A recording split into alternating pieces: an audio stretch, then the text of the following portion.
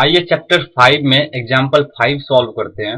इस एग्जाम्पल में हमें एक ऐसा एपी निकालना है जिसमें थर्ड टर्म 5 हो और सेवंथ टर्म 9 हो। आइए इस क्वेश्चन का सॉल्यूशन करते हैं। क्वेश्चन में दिया हुआ है A3 इज इक्वल टू 5 और A7 is equal to 9। We know that an is equal to a plus n minus 1 into d, where a is equal to first term of an AP and d is equal to common difference.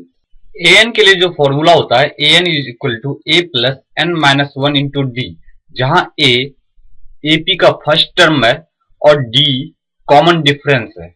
हमें A3 की value पता है, तो A3 is equal to होगा n की जगह 3 रखने पे a plus 3 minus 1 into D. तो A3 is equal to a plus 2d, that is A3 की वैल्यू 5 दी हुई है। 5 is equal to a plus 2d।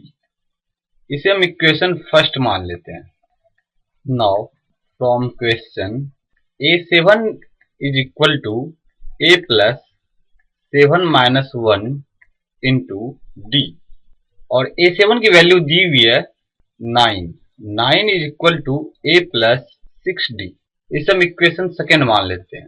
अब हमें AP लिखने के लिए a की वैल्यू चाहिए और d की वैल्यू चाहिए। a यानी फर्स्ट टर्म की वैल्यू और d यानी कॉमन डिफरेंस की वैल्यू। अगर हम इक्वेशन सेकेंड में से इक्वेशन फर्स्ट को माइनस करें तो a इलिमिनेट हो जाएगा और d की वैल्यू हमें मिल जाएगी। Equation second minus equation first, we get a plus 6d is equal to 9, a plus 2d is equal to 5। Minus करने पे इनके साइन चेंज हो जाएंगे, minus minus minus, a minus a cancel, 6d minus 2d 4d is equal to 9 minus 5 is equal to 4, d is equal to 4 upon 4 is equal to 1, that is d is equal to 1. Put this value of d in equation first, we get equation first जो था a plus 2d is equal to 5। इस equation में d की value 1 put करने पे a plus 2 into 1 is equal to 5, a is equal to 5 minus 2, a is equal to 3। अब हमें a की वैल्यू 3 पता है, d की वैल्यू 1 पता है। AP का first term A1 is equal to A is equal to 3 है। A2 होगा A plus D is equal to 3 plus 1 is equal to 4।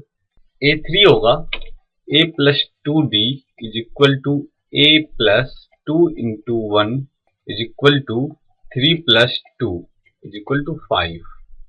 A4 होगा A plus 3D is equal to 3 plus 3 is equal to 6। A5 होगा A plus 4D is equal to 3 plus 4 is equal to 7। Therefore, the AP is 3, 4, 5, 6, 7 and on so on.